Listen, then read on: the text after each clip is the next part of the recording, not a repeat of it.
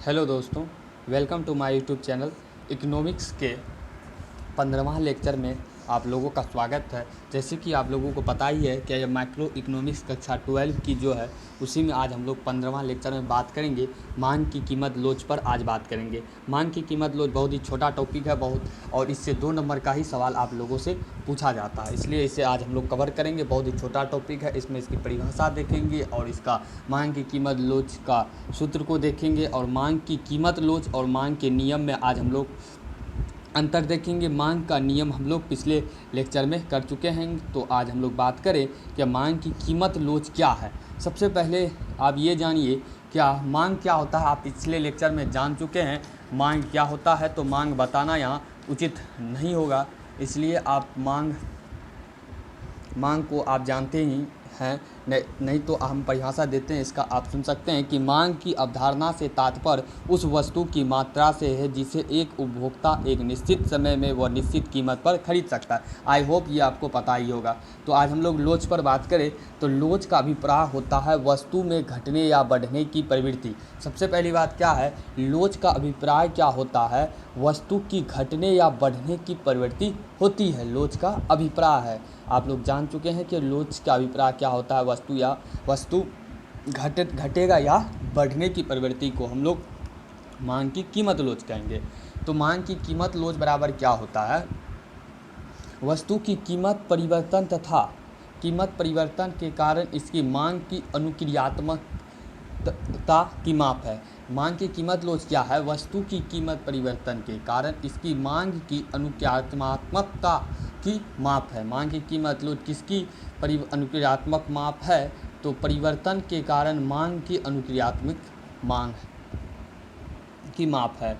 तो इसकी परिभाषा है मांग की कीमत लोच का क्या, किसी वस्तु की मांग में प्रतिशत परिवर्तन के द्वारा उस वस्तु की कीमत में प्रतिशत परिवर्तन से भाग देने पर प्राप्त भागफल किसी वस्तु के लिए कीमत लोच होता है।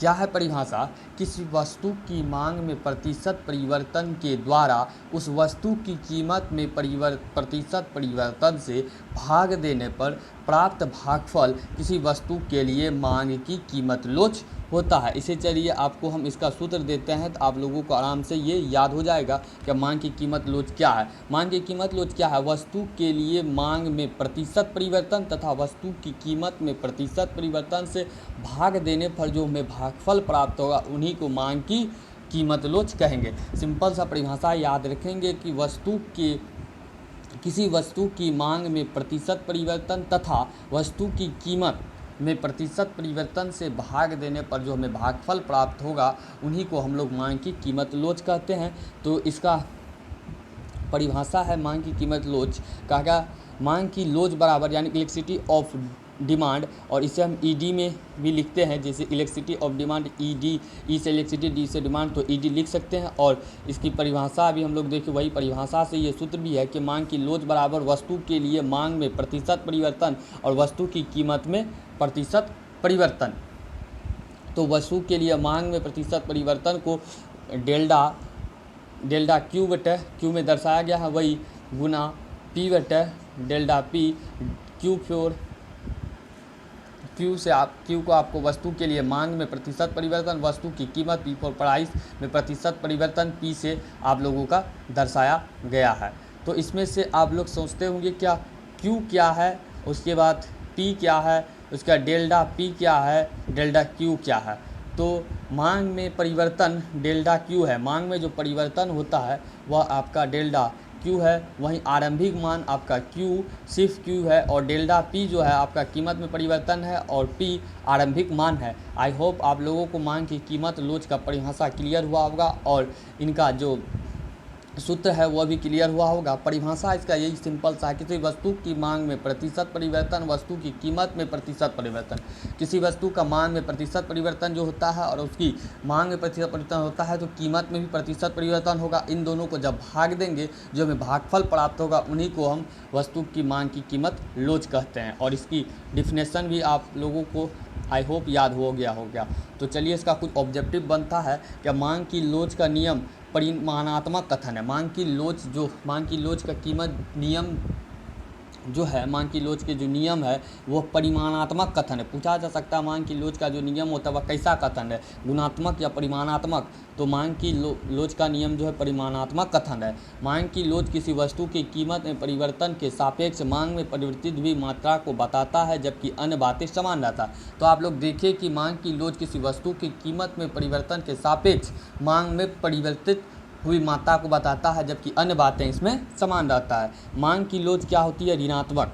इसमें सबसे बड़ी बात क्या है, मांग की जो लोच होगी वह ऋणात्मक होगी, क्योंकि वस्तु की मांग और उसकी कीमत में विपरीत संबंध होता है। क्योंकि क्या होता है, आप लोग मांग की नियम जब पढ़े थे तो आप लोग जान चुके हैं कि वस्तु की मांग और उसकी कीमत में विपरीत संबंध होता है, इसलिए मांग की लोच जो होती है वह हमारी ऋणात्मक होती है। और एक ऑब्जेक्टिव यहाँ है कि मांग की लोच के नियम एक परिमाणात्मक कथन है, इसे आप लोग अच्छी प्रकार से क्लियर रखेंगे।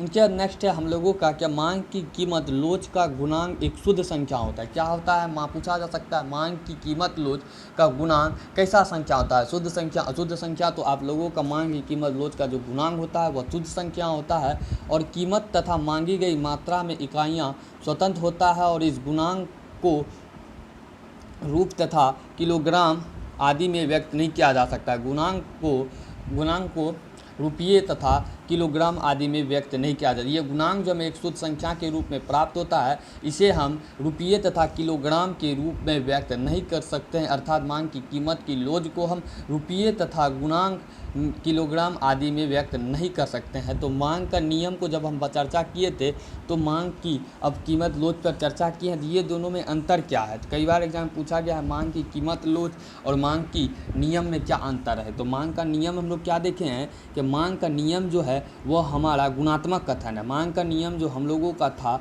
वह कैसा कथन था, गुणात्मक कथन। वहीं जब अभी मांग की कीमत लोच की बात किए तो मांग की कीमत लोच हमारा कैसा कथन है, परिमाणात्मक कथन। कैसा कथन मेरा, परिमाणात्मक कथन। वहीं बात करें सदैव कीमत और मांग के विपरीत संबंध पाया जाता है। जब मांग की नियम पर बात किए तो कीमत और मांग के बीच क्या कैसा संबंध है, हमारा विपरीत संबंध होता है। वहीं मांग की कीमत लोच में क्या होता है, ये धनात्मक एवं ऋणात्मक दोनों होता है। मांग की कीमत लोच में जो होता है वह धनात्मक और ऋणात्मक दोनों होता है।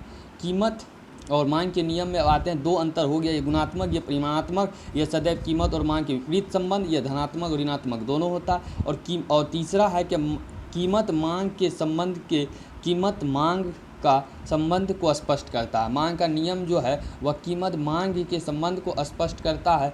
वहीं बात करें क्या मांग की कीमत लोच, तो आय संबंधित वस्तु की मांगी गई मात्रा में होने वाले परिवर्तन को मापना संभव है। तो इस प्रकार से मांग की नियम और मांग की कीमत लोच में तीन अंतर आप लोगों को आई होप क्लियर हुआ होगा। तो इस प्रकार से हमारा मांग की कीमत लोच का जो सिंपल सा आज टॉपिक था और 2 नंबरिया पूछा जाता, इससे आप लोगों का क्लियर हो गया होगा।